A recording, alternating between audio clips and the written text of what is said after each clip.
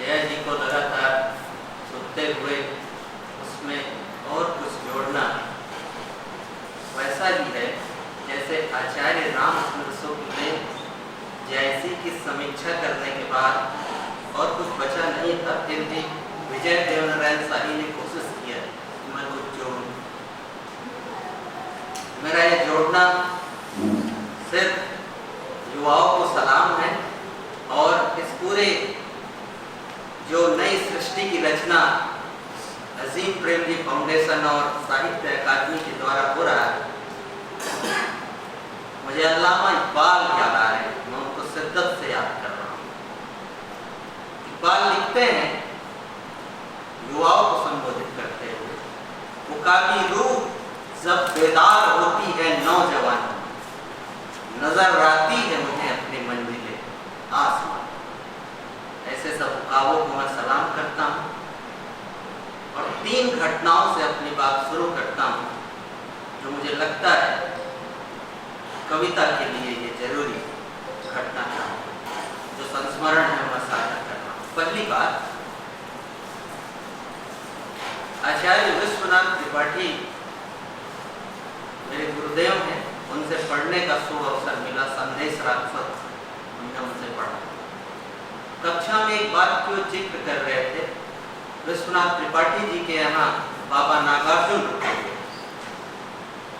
बाबा नागार्जुन सुबह 5 बजे उठ गए और गुरुदेव विश्वनाथ त्रिपाठी जी कुछ समय के बाद उठे तो देखते हैं कि अपने घर के चौखट में बाबा नागार्जुन लगातार बहुत समय से कुछ निहार रहे।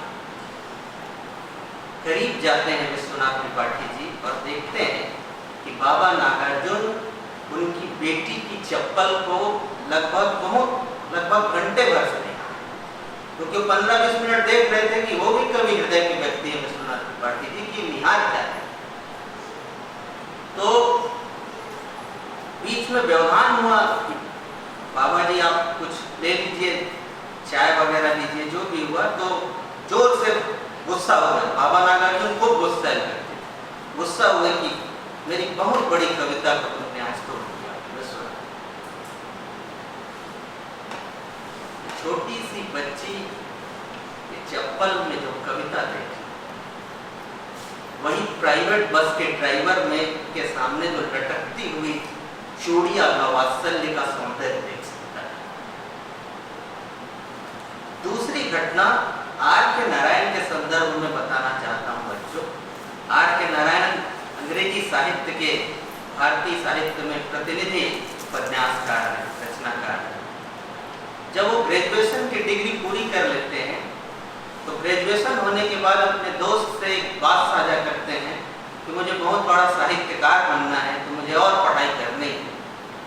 तो उनके मित्र उनसे कहते हैं कि मूर्ख हो, वो भी तुम लिटरेचर की पढ़ाई करने जा रहे हो, लिटरेचर की और आगे की पढ़ाई करना चाहते हो तो तुम रचनाकार नहीं बन सकते। आर के नारायण ग्रेजुएट,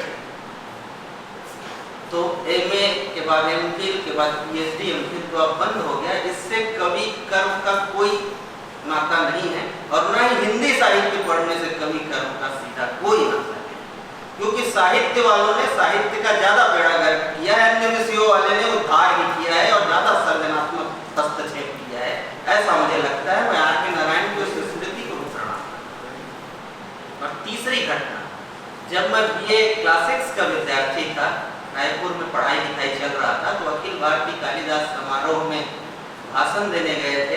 तो वहाँ शिवमंगल सिंह सुमन रहते थे। उज्जैन की पहचान महाकाल के कारण तो है ही, लेकिन सृजनात्मक रूप से शिवमंगल सिंह सुमन के कारण और भी ज्यादा।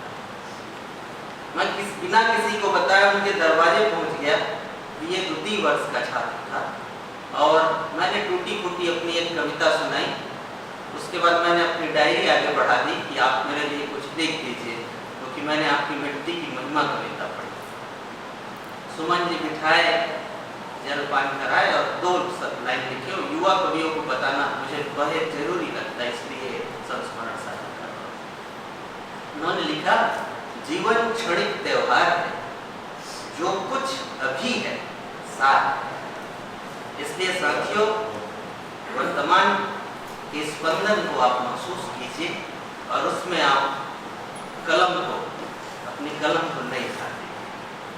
कवि के बारे में कल मुझे कुछ बोलना है, इसलिए मैं शब्दकोश तो मैं बहुत देखा करता था। ज्ञान मंडल लिमिटेड का एक शब्दकोश है हिंदी में जो सबसे प्रमाणिक शब्दकोश माना जाता है, आप सबके पास भी होनी चाहिए। लेकिन मैंने कल समांतर कोश को खरीदे 10 वर्ष हो गया, लेकिन उतने ढंग से नहीं देखा। कल पहली बार मैंने समांतर कोश अरविंद कुमार और कुसुम कुमारी जी ने जो बहुत मेहनत से संपादित किया है थिसारस उनका, उनको देखा और देखा कि कवियों के कितने अर्थ हो सकते हैं। तो मैंने उसमें से कुछ जरूरी अर्थ जो आपको बताना लाजमी है, बहुत सारे अर्थ हैं लेकिन 2-4 अर्थों की चर्चा करें। कवि को प्रति संसार का निर्माता कहा जाता है और ध्वन्य लोक में आचार्य आनंद वर्धन ने ध्वनि सिद्धांत आप सब पढ़ते हैं, उसमें लिखा है अपारे कवि संसारे कवि रेखा प्रजापति। प्रजापति को तो हमने नहीं देखा, ब्रह्म को नहीं जानते, चर्चा सुनते रहते हैं, शास्त्रों की चर्चा है, लेकिन यहाँ बहुत सारे प्रजापति बैठे हैं जिनको मैं अपनी स्पष्ट यथार्थ नजरों से देख पा रहा हूँ। आप एक प्रति संसार के निर्माता हैं, आप विचारक हैं, आपका पर्यायवाची संत है, संयम है, कवियत्री है, वागीश्वर है। आपकी तुलना हंस से आपकी पर्यायवाची किया गया है, उस्ताद से तुलना की गई है, गुरु से तुलना की गई है, सहृदय, संवेदनशील, अक्षर मुख भी आपको कहा है। कविता की बहुत सारी बातें हुई और लगभग कला के 3 क्षण की चर्चा अपने अनुभूति के धरातल पर जया मैन ने यहाँ पर कर दिया। उस बात को मैं नहीं दोहराऊंगा। मैं उस श्लोक की ओर ले जाना चाहता हूँ जिसको भारतीय साहित्य में साहित्य की जो शुरुआत की जो बातचीत होती है, वाल्मीकि का श्लोक, उस तरफ मैं ध्यान दिलाना चाहता हूँ कि कविता के लिए क्या जरूरी है। मां निषाद प्रतिष्ठाम त्वं गमः शाश्वती समाम यत् क्रौंच मिथुना देकम बदि काम मोहितम। इसमें मूल ये है कि इसमें करुणा की प्रतिष्ठा की गई है। जो व्यक्ति करुणावान हो सकता है, व्यक्ति कवि हो सकता है। हे निषाद, तुम अनंत वर्षों तक प्रतिष्ठा प्राप्त नहीं कर सकते क्योंकि तुमने क्रौंच के पक्षियों के जोड़े में जो प्रेमा सक्त थे उनमें से एक को मार। तो इस दृश्य को देखकर जो करुणा की उत्पत्ति हुई, वहीं से साहित्य की शुरुआत की कई बातें जो डिस्कशन होती है उसमें ये बात सामने आती है। हिंदी पढ़ाता हूँ अपने बच्चों को गांव में, तो मुझे सबसे अपील करता है जो बात कविता लेखन की भी, वो बात ये अपील करता है, जब भी मैं रीतिकाल पढ़ाता हूँ, रीति का मतलब नियम होता है, जकड़न होता है, जो चीजें बंधी होती है वो रीति। और रीतिकाल की पूरी कविता की आलोचना आचार्य शुक्ल इसलिए करते हैं क्योंकि वो जकड़ी हुई कविता है, बंधी हुई कविता है, काव्य शास्त्रीय कविता है। रीतिबद्ध कवि उसमें बह गए, उनने कोई अपना दिमाग नहीं लगाया, उसी को ब्रज भाषा में ट्रांसलेट करके अपनी कविताएं रची, चाहे केशव हो, मतीराम हो। रीति सिद्ध कवियों ने थोड़ा बहुत ध्यान रखा, लेकिन थोड़ी बहुत प्रतिभा का प्रयोग किया। बिहारी इनमें से सर्वप्रमुख है। लेकिन वही आचार्य शुक्ल जब घनानंद पर लिखते हैं, रीति मुक्त कविता पर, तो फुल पढ़ते हैं और स्वच्छंदतावाद के विषय में एक लंबी बात करते हैं और एक लाइन लिखते हैं उसमें कि ब्रज भाषा का ऐसा कवि और जबा रानी का ऐसा दावा रखने वाला प्रेम मार्ग का दूसरा प्रतीक नहीं। तो रीति मुक्त कविता में कोई नियम और कोई बंधन की बात नहीं। हृदय में उठ रहे अनुभूतियों के आधार पर जो कवि कविता लिखता है वो रीति मुक्त कविता लिखता है। इसीलिए घनानंद का एक टैगलाइन है, इसको जरूर याद रखें सब कवि, लोग हैं लागी कवित्व बनावत, मोही तो मेरे कवित्व बनाओ। लोग कविता बनाते हैं लेकिन मेरी कविता स्वयं मुझे बनाती है। इस स्तर की जो शिद्दत है कविता के प्रति, वो घनानंद को, ठाकुर को, बोधा को, आलम को पूरे झुंड से रीतिकाल के जो श्रृंगारिक दलदल है उससे दूर कर देते हैं और एक मुक्त हृदय का जो कवि है, जिसकी बात पूरी चर्चा में अलग अलग सूत्रों के माध्यम से जो सबसे मुकम्मल जो मुझे तैयारी के दौरान लगी, और कविता क्या है नाम का एक निबंध है विद्यार्थियों, और उस निबंध को लिखा है आचार्य प्रवर, आचार्य आचार्य रामचंद्र शुक्ल ने उस निबंध की जो भाषा है, कविता क्या है, जो निबंध है उसकी भाषा बड़ी जटिल है, बड़ी कठिन है, लेकिन हर एक वाक्य में कविता क्या है और कवि के क्या सूत्र हो सकते हैं और उसके सफलता के क्या क्या रहस्य हो सकते हैं, सारी चीजें उसमें काफी स्पष्ट ढंग से बताई गई। मैं दो बातें कुछ कविताओं के माध्यम से अपनी बात रख रहा हूँ। एक कविता है वीरांगना, केदारनाथ अग्रवाल लिखते हैं। अब इस कविता पर ध्यान दीजिए। मैंने, एक स्त्री पर एक कविता है, मैंने उसको जब जब देखा लोहा देखा, लोहा जैसे गलते देखा, लोहा जैसे तपते देखा, गलते देखा, ढलते देखा, मैंने उसको गोली जैसे चलते देखा। स्थानीयता की ओर जब केदारनाथ अग्रवाल आते हैं, धूप चमकती है चांदी की साड़ी पर और मैके में आई बेटी की तरह मरे। गृहस्थ से प्रकृति को जोड़ने का जो स्थानीयता का जो अंतर स्पंदन है और आप अपने आसपास के जीवन राग को निहार कर किस तरह कविता को शक्ल देते हैं, एक दो मौजूद उदाहरण हो सकते हैं।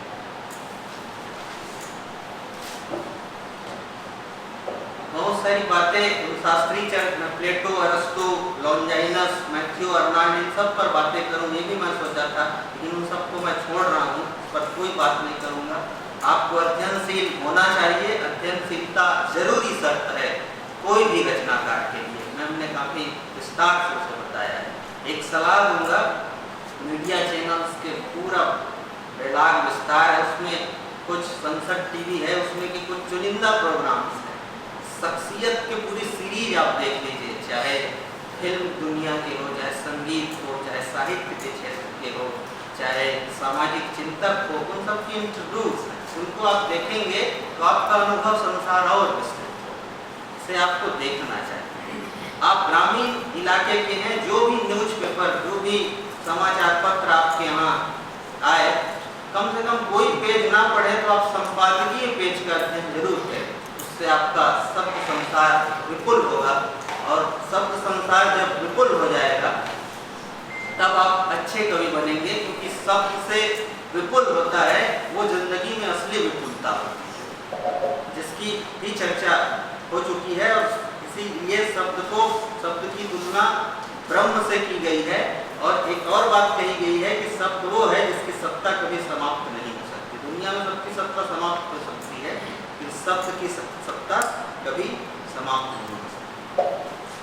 जब आप किसी दृश्य को देखते हैं तो उस दृश्य को देखने के बाद, चाहे वो सुख के दृश्य हो, चाहे दुख के दृश्य हो, उस दृश्य को देखने के बाद आपके अंदर एक तीव्र अनुभव से आप गुजरते हैं। जैसे आपने अपमान का अनुभव, जैसे ही आप अपमान का अनुभव, आप अपमानित हुए तो आपको एक तीव्र अनुभव जब हुआ, तीव्र अनुभव होने के बाद जो बाह्य घटनाक्रम था, जो आंतरिक घटनाक्रम में परिवर्तित हुआ, उसके बाद जो आपकी अनुभूति बनी वो केवल आपकी अनुभूति नहीं है, अपितु वो प्रातिनिधिक अनुभूति है, एक प्रतिनिधि अनुभव है। ऐसा और बहुत लोगों के साथ हो सकता है। और जब आप उसको व्यक्त करते हैं भाषा के माध्यम से, तो जो व्यक्ति उसको भाषा के माध्यम से व्यक्त कर लेता है, और भाषा कभी भी जन्म से ही आपको नहीं आती, भाषा जो है अर्जित करनी पड़ती है। परंपरा और आधुनिकता पर जो टी.एस. इलियट का एक निबंध है, उसकी याद आ गई। उस पर परंपरा कमानी पड़ती है, परंपरा और जो भाषा है वो अर्जित करनी पड़ती है। तो जब आप शब्द सामर्थ्य के माध्यम से अपनी बात को अभिव्यक्त कर देते हैं, तब कविता का जो कर्म है, कवि जो कर्म है वो पूर्ण होता है। कविता को मुक्तिबोध एक सांस्कृतिक प्रक्रिया मानते हैं, और इस पूरी सांस्कृतिक प्रक्रिया में सब कुछ समाहित होता है। और सबसे बड़ी चीज इस सांस्कृतिक प्रक्रिया की ये है कि जो व्यक्तिगत अनुभव होता है, मुक्तिबोध के यहाँ जो भी व्यक्तिगत अनुभव है वो निरा केवल एक व्यक्ति का अनुभव नहीं है, इसलिए वो विशिष्ट जेन्युइन कवि है। वो जो अनुभव है वो सामूहिक अनुभव में परिवर्तित होता है। मुक्तिबोध की कविता जब हम पढ़ते हैं, क्योंकि मुक्तिबोध की पूरी चिंता है कि सब सभ्य कब हो पाएंगे, सभी लोगों को अन्न कब मिलेगा, समाज में समानता की स्थापना कब होगी। तो जब व्यक्तिगत अनुभव सामूहिक अनुभव में तब्दील हो जाता है, इसके लिए कवि की ईमानदारी बहुत जरूरी है, रचनाकार की ईमानदारी। इस पर भी बहुत मौजूद निबंध मुक्तिबोध के हैं। मैं 2-3 चीजें जो कविता के लिए जरूरी हो सकती है, जो आपके काम के हो सकते हैं, एक छोटी सी 4 लाइन की कविता, बहुत सारे विद्यार्थियों ने छोटी छोटी कविताएं सुनाई।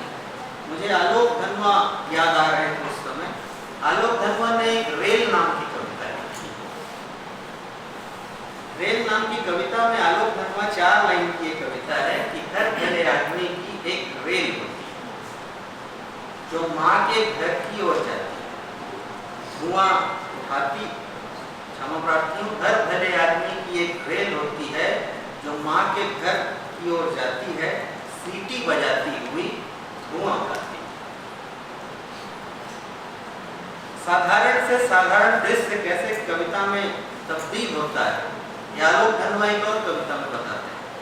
किसने बचाया मेरी आत्मा को, किसने बचाया मेरी आत्मा को, 2 कौड़ी की मोमबत्तियों की रोशनी में, 2-4 उबले हुए आलू ने बचाया, सूखे पत्तों की आग और मिट्टी के बर्तनों ने बचाया, पुआल के बिस्तर ने और पुआल के रंग के चांद ने, नुक्कड़ नाटक के आवारा जैसे छोकरे चीथड़े पहने, सच के गौरव जैसा कंठ स्वर खड़ा मुकाबला करते, मोड़ मोड़ पर दंगाइयों को खदेड़ते, वीर बाकी हिंदुस्तानियों से सीखा रंगमंच, भीगे वस्त्र सा विकल अभिनय, दादी के लिए रोटी पकाने का चिंता लेकर ईदगाह के मेले से लौट रहे नन्हे हामिद ने, और 6 दिसंबर के बाद फरवरी आते आते जंगली बेर ने, इन सब ने बचाया मेरी आत्मा। जो छोटे छोटे दृश्य बन रहे, छोटे छोटे जो अलग अलग चित्र हैं, वो आपके बहुत काम के हो सकते हैं। इनमें संवेदना का विस्तार हो सकता है। और संवेदना का विस्तार, संवेदना कहते हैं, फिर मुझे मुक्तिबोध याद आ रहे हैं। भारतीय साहित्य में यह अवधारणा चली आ रही थी कि सच्चित आनंद, जो सच्चिदानंद की अवधारणा है। मुक्तिबोध एक ऐसे समर्थ कवि हुए जिन्होंने सच्चित आनंद की अवधारणा को बिल्कुल उलट कर रख दिया। और कवि के लिए बहुत महत्वपूर्ण ये सूत्र हो सकता है कि आनंद के स्थान पर मुक्तिबोध वेदना को स्थापित करते हैं।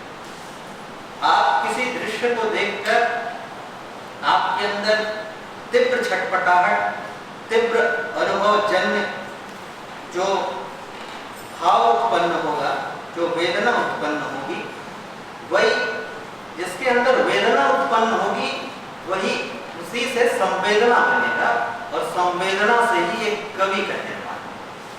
अगर आप सच्चिदानंद में डूबे रहे तो जब समाज का जो यथार्थ है उसमें असमानता है, बहुत सारी समस्याएं हैं, तो कभी भी आप आनंद को उस तरीके से नहीं देख पाएंगे। मुक्तिबोध उस स्थान पर वेदना रखते हैं और आप ज्यादा सही तरीके से उस दृश्य के माध्यम से समाज के यथार्थ को देख पाएंगे। तो जो वेदना है इनके अंदर, जिनके अंदर वेदना से जो संवेदनशील है, वही कवि बन सकता है। और कवि होने के लिए सहृदय होना जरूरी है, कवि होने के लिए कल्पनाशील होना जरूरी है। इसे मैं इस तरीके से देखता हूँ। कल्पना का मतलब कोई हवाई चीज नहीं। कल्पना का मतलब होता है जो चीज अप्राप्त है, उस चीज को प्राप्त करने की शिद्दत भरी जो अरमान है, वो कल्पना है। भारत जब गुलाम था तो भारत का सबसे बड़ा यथार्थ गुलामी और भारतवासियों का सबसे उनके मन की एक कल्पना थी आजादी। चंद्रयान में हम पहुंच गए, चंद्रयान का उड़ान हुआ, वो गौरव गान हुए, लेकिन चंद्रयान भी पहले वैज्ञानिकों के दिमाग की कल्पना थी, तब वो यथार्थ। सबसे बड़ा संकट आज के जमाने का ये है कि हमारे अंदर कल्पना नहीं है। हम आर्टिफिशियल इंटेलिजेंस के दौर में हैं। जिस व्यक्ति के अंदर जितना ज्यादा कल्पना होगा वो व्यक्ति उतना ही ज्यादा सृजनात्मक होगा, और जिस दिन कल्पना खत्म होगी उस दिन आपका विकास रुक जाएगा। तो कवि की जो कल्पना होती है, कवि को सबसे ज्यादा बुद्धिमान इसीलिए माना गया है कि वो ज्यादा कल्पना कर सकता है, और छायावाद की पूरी कविता कल्पना के कानन की रानी है। छायावाद की पूरी कविता की प्रतिष्ठा ही हिंदी में इसलिए है, उसको जैसे पूरी हिंदी साहित्य की कविता का स्वर्णकाल भक्तिकाल को कहा जाता है, आधुनिक हिंदी कविता का स्वर्णकाल छायावाद को कहा जाता है। और इसलिए कहा जाता है कि पंत प्रसाद निराला और महादेवी के यहाँ कल्पना है, कल्पना करने का अरमान है, और वो कल्पना आजादी थी। बहुत सारे प्रतीकों में आती है सारी बातें। वरदे वीणा वादनी वरदे एक कविता है, उसको गीत के रूप में स्कूलों में गाए जाते हैं, लेकिन धार्मिक चौखटे से वो तोड़कर वो उस अर्थ का अतिक्रमण करती है। उसमें जितने भी प्रतीक आपको मिलेंगे वो सारे प्रकृति के प्रतीक। देश गुलाम था, समाज रूढ़ियों में कैद है, तो कवि आखिर जाए कहाँ? तो कवि अपनी कल्पना के माध्यम से और प्रकृति के शरण में जाकर मुक्ति की तलाश करता है। मैं उस बंद को सुनाना चाहता हूँ। वरदे वीणा वादनी, वरदे से शुरू हो रही है ये कविता। प्रिय स्वतंत्र रव, रव का उद्घोष, प्रिय स्वतंत्र रव अमृत मंत्र नव भारत में भर दे। स्वतंत्रता रूपी अमृत मंत्र भारत में। आगे का बंद है। काट अंध उर के बंधन निस्तर, बहा जन्म ज्योतिर्मय निर्झर, कलुष भेद तम हर प्रकाश भर, जगमग जग कर दे। नौ व्यक्ति नौ लय ताल छंद नौ, नवल कंठ नौ, जलद मंद्र रव, नौ नभ के नौ विहग वृंद को, नौ पर नौ स्वर, वरदे वीणा वादनी वरदे। जितने भी प्रतीक आ रहे हैं, जलप्रपात के प्रतीक आपको मिल रहे हैं, चिड़िया का प्रतीक आपको मिल रहा है, बादल के प्रतीक मिल रहा है, क्योंकि प्रकृति बादल इस देश का बादल है, भारत का बादल है, अमेरिका का बादल नहीं कह सकते आप, उसको कोई नहीं रोक सकता। तो भारत को बादल के समान, भारत को पक्षी के समान, भारत को जलप्रपात के समान मानते हैं। तो प्रकृति के नजदीक इसलिए छायावाद की कवि कहते हैं। और जो कवि युवा साथी यहाँ बैठे हैं, तो जितना ज्यादा प्रकृति के नजदीक जाएंगे, उनकी कविता में उतना ज्यादा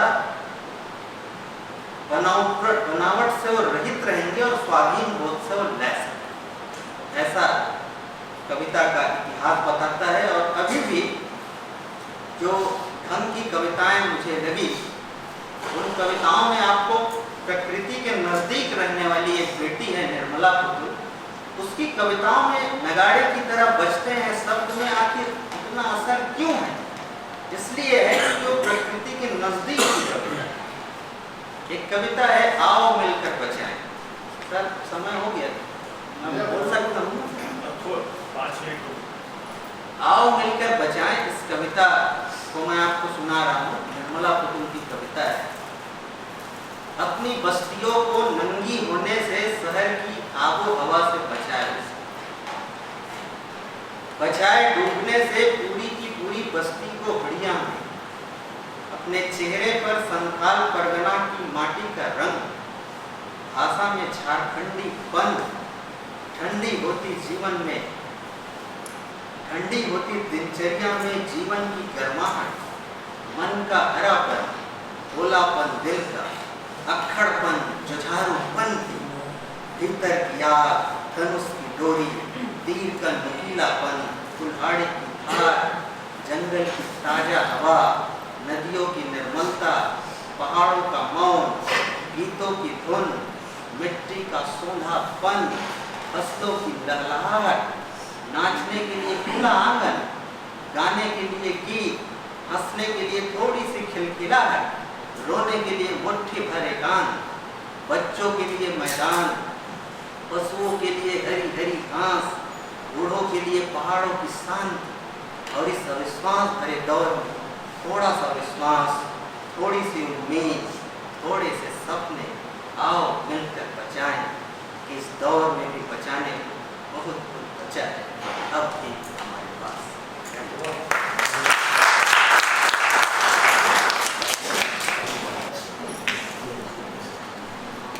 सर, मैं आपकी बात को बहुत ध्यान से सुन रहा था।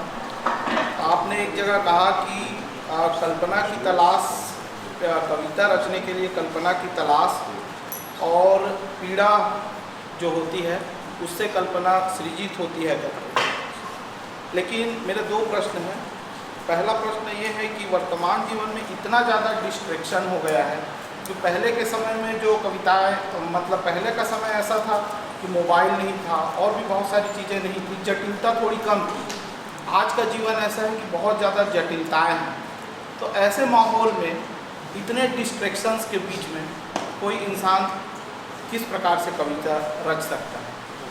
इसका दूसरा प्रश्न है सर कि सर्वेश्वर दयाल सक्सेना की एक कविता है। उन्होंने कहा था, गोली खाकर एक के मुंह से निकला राम, दूसरे के मुंह से निकला माओ, लेकिन तीसरे के मुंह से निकला आलू। पोस्टमार्टम की रिपोर्ट है कि पहले दो के पेट भरे हुए थे। सर, कोई भी चीज़ आने के लिए सबसे पहले तो पेट भरा होना जरूरी है, कभी कविता निकल पाती है। ये दोनों ही। पहली जो प्रश्न थी, कल्पना की जरूरत कविता लेखन के लिए कल्पनाशील होना जरूरी है, और कल्पना का जो सामाजिक धरातल है वो मैंने बताया था। कल्पना कोई हवाई चीज नहीं, कल्पना इच्छित मनोभावना को प्राप्त करने की जो अरमान है उसका नाम, ये मैंने कहा। दूसरी बात जो सर्वेश्वर दयाल सक्सेना जी की आपने कहा, उसी बात को मैंने सचित वेदना के माध्यम से, सामाजिक यथार्थ के माध्यम से रखने की कोशिश किया। और उस सामाजिक यथार्थ में अगर भूख है, भूखमरी है, सामाजिक यथार्थ में, सामाजिक यथार्थ या अगर अभाव का है, तो उसी सामाजिक यथार्थ को उन्होंने बताने की कोशिश की है। अब कविता क्यों लिखी जानी चाहिए? अगर पेट भूखा है, अभाव में है, तो कविता कैसे जन्म लेगी? ये आपका कहना है। तो इसका उत्तर ये है कि पेट जब भरा हुआ नहीं है, जब व्यक्ति अभाव में है, तो उसके विरुद्ध जो मानसिक, वाचिक, कायिक किसी भी प्रकार का कोई भी प्रतिरोध करता है, जरूरी नहीं वो छंद, लय, ताल, किसी भी रूप में अगर वो छोटा सा संवाद भी कर रहा है प्रतिरोध का, वो कविता है।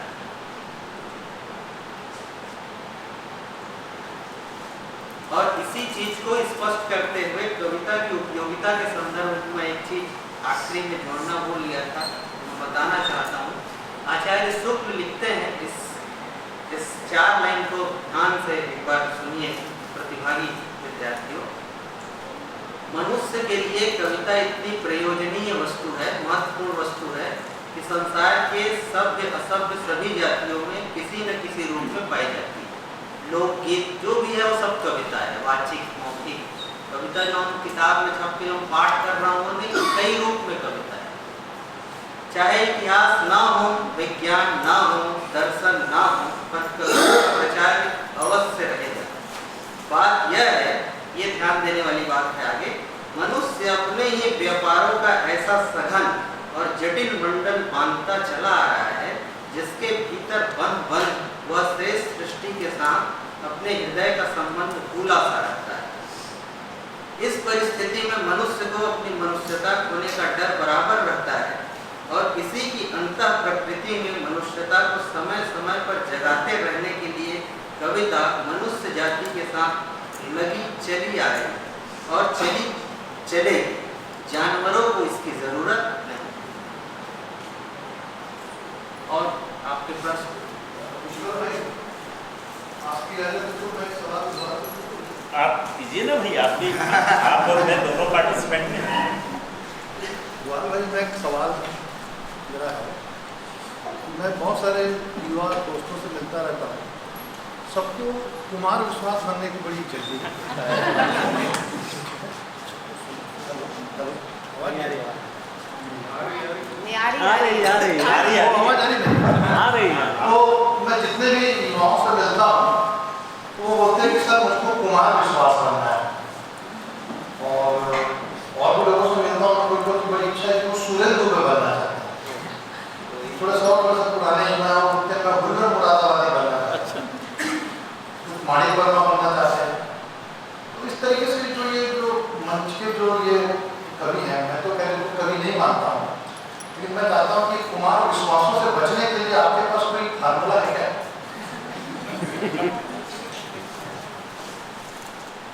कविता का उद्देश्य ताली बटोरना, कविता का उद्देश्य चमत्कार देता, कविता का उद्देश्य कविता संग्रहों के लगातार छपाई के बाद साहित्य के छाती पर लद जाना। बिल्कुल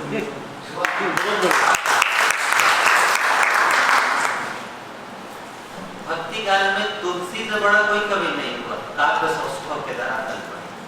एक स्थान पर लिखते हैं, कीर्ति भनीति भूति भली सोई, सुर सरी सम सब कह लिख कोई। कविता का उद्देश्य तुलसी भी अपने ढंग से रखता है। तो जो कीर्ति है, जो यश है, और भनीति मतलब जो कविता है, जो धन है, अगर वो लोक मंगल के लिए नहीं है, स्वार्थ के संकुचित मंडल तक ही सीमित रहने के लिए है, उसका कोई मतलब नहीं है। वो तो सुरसरी के समान, गंगा एक नदी है, और नदी परंपरा हमारे देश की ऐसी परंपरा है जो लोक मंगल की परंपरा है। तो अगर आप सामाजिक उत्तरदायित्व बोध उसमें अगर नहीं है, लोक मंगल नहीं है, आशा नहीं है, तो फिर उस कविता का कोई मतलब भी नहीं है, वो कविता नहीं है। जिन कवियों की अभी बात हो रही थी, वो ऐसे कवि हैं जो मंचीय कविता को भी ले जाते हैं। जब मैं मंचीय कविता की बात सुनता हूँ तो मुझे मधुशाला, रामधारी सिंह दिनकर याद, जिनकी कविता मंच में होते हुए भी और दक्षिण भारत में कविता पाठ करते हुए भी दक्षिण भारतीय जनता वंश मोर कहा, क्योंकि उस कविता में सौदेश्यता और लोक मंगल का और जागरण का उद्देश्य। जो कविता सुलाती है, जो कविता हमारे हाथों में मसाल नहीं पकड़ाती, वो कविता नहीं। कबीर भी इसका एक मानक रखकर चले गए,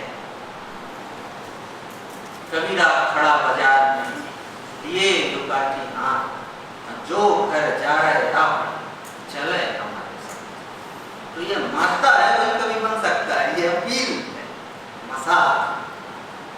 भारतेंदु का पूरा जीवन अपील करता है, महावीर प्रसाद द्विवेदी की पूरी साधना अपील करती है। रामविलास शर्मा की कवि आलोचना कर उन्होंने जब भारतेंदु जो और हिंदी नवजागरण, जब महावीर प्रसाद द्विवेदी और हिंदी नवजागरण से गुजरते हैं, तब समझ में आता है कि कविता का जो मामला है और साहित्य का वो मामला है, कैसे जो घर जा रहे आपने चले हमारे साथ। कोई प्रश्न होगा होगी? वेदना, फिर संवेदना और फिर कवि, ये तीन जो शब्द हैं, इन तीनों शब्द के बीच का जो सफर है, ये हम कैसे तय करें? इसको थोड़ा सा एक बार और बताते हैं। मुक्तिबोध जो कला के 3 क्षण बताते हैं, उसी का ये विस्तार है। कोई भी चीज का जो तीव्र छटपटाहट भरा जो तीव्र अनुभव जो आपके दिलो दिमाग पर होती है और ऐसा असर पैदा करती है कि वो अनुभव सिर्फ आपका अनुभव नहीं रहता, वो एक प्रतिनिधि अनुभव बन जाता है। बहुत सारे लोग उस चीज से गुजरते हैं, और उसके बाद जब आप उसको ईमानदार ढंग से, भाषा तुरंत ऐसी कविता आप नहीं रच पाएंगे कि आप मुक्तिबोध की तरह, शमशेर की तरह कविता रहते हैं। मुक्तिबोध और शमशेर ने भी भाषा को अर्जित किया, और भाषा का भी संघर्ष जो है एक ऐसा संघर्ष है जो जिस संघर्ष में आपको तपना पड़ेगा, चीजों को धीरे धीरे लिखते रहेंगे। जिस अभ्यास की बात में हमने की, उस उसके बाद जब आप अपनी अभिव्यक्ति को प्राप्त कर लेंगे, क्योंकि मुक्तिबोध की पूरी कविता या कोई भी बड़े कवि पूरी कविता अभिव्यक्ति की तलाश है, इस आत्मसंभव अभिव्यक्ति, तब आप वहां तक पहुंचेंगे, वेदना से संवेदना, उसके बाद सर जी। मैं एक छोटी सी बात कहना चाहती हूँ। सर आज मैं जिस सभा का हिस्सा हूँ उस बारे में मेरा ज्ञान बहुत ही अलग है, लेकिन फिर भी मैं ये महसूस करती हूँ कि आज हम सब जो है वो बिना पाठक के लेखक हो जाना चाहते हैं। मतलब हम बिना कुछ पढ़े हमें लगता है कि हमने जो लिख लिया है वही बहुत कुछ है, और हम ये अपने भीतर उम्मीद पाल बैठते हैं कि लोग हमें सुने या लोग हमें पढ़ें। सर हमारे अंदर कहीं ना कहीं एक धैर्य की जो कमी है आज के रचनाकारों में, क्योंकि मैं यहाँ पर भी बैठकर जो महसूस कर रही हूँ वो यही कह रही हूँ कि हम सब इतने अधिक उत्तेजित है भीतर से कि हमें लगता है कि हमने जो भी रच लिया है 2-4 लाइनें वो या तो कहीं प्रकाशित हो जाए या उसे कोई सुनने वाला हो जाए। तो ये उस रचने और सुनने के बीच का जो एक गैप है सर, उसके बीच के धैर्य को कैसे बनाए रखे आज का रचनाकार?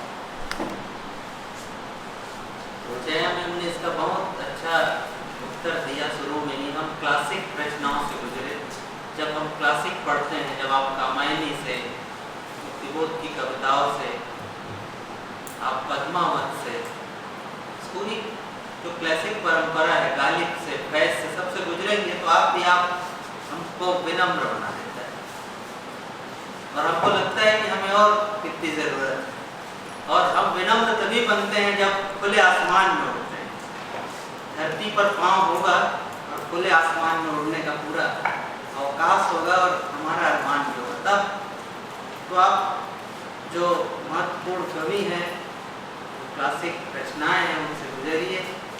गुजरने की प्रक्रिया में विनम्रता आपकी आप आ जाएगी और आप उस तरीके से करेंगे। लेकिन बड़ी बात यह है, मधु तुम्हारी बातों में, मधु दंतेवाड़ा से आई है और मेरा पहला कार्य क्षेत्र रहा है, 5 वर्ष तक मैं वहाँ रहा, और सारे कार्यक्रमों में अभिव्यक्ति की जो बुलंदी मधु लेकर आती है उस वनांचल में, वो अभिनंदन की योग्य है। सारे कार्यक्रमों को, वहाँ की बेटियों को इकट्ठा करना और वहाँ पर सारी जागरूकता की सारी चीज़ों को यही लीड करती है। तो मधु यहाँ आई है, और सबसे बड़ी चीज़ इस आयोजन का ये है कि कविता के बारे में सोच कौन रहा है, और कविता को ज़्यादा लोग सोचे इसकी ज़रूरत भी नहीं। अगर हम ये चिंतामणि की कविता क्या है पढ़े, तो हम पढ़ रहे हैं तो ये हमारा सौभाग्य है। आचार्य शुक्ल को इससे कोई फर्क नहीं पड़ने वाला। तो कविता के बारे में चर्चा हो रही है और एक प्रतिसंसार बनाया जा रहा है, सब अपना अपना एक संसार लेकर आए, ये बड़ी चीज है।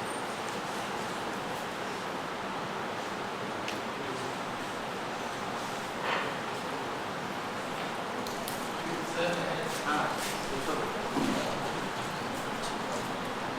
ये आखिरी सवाल सर, बहुत दिन से मुझे कंफ्यूजन है।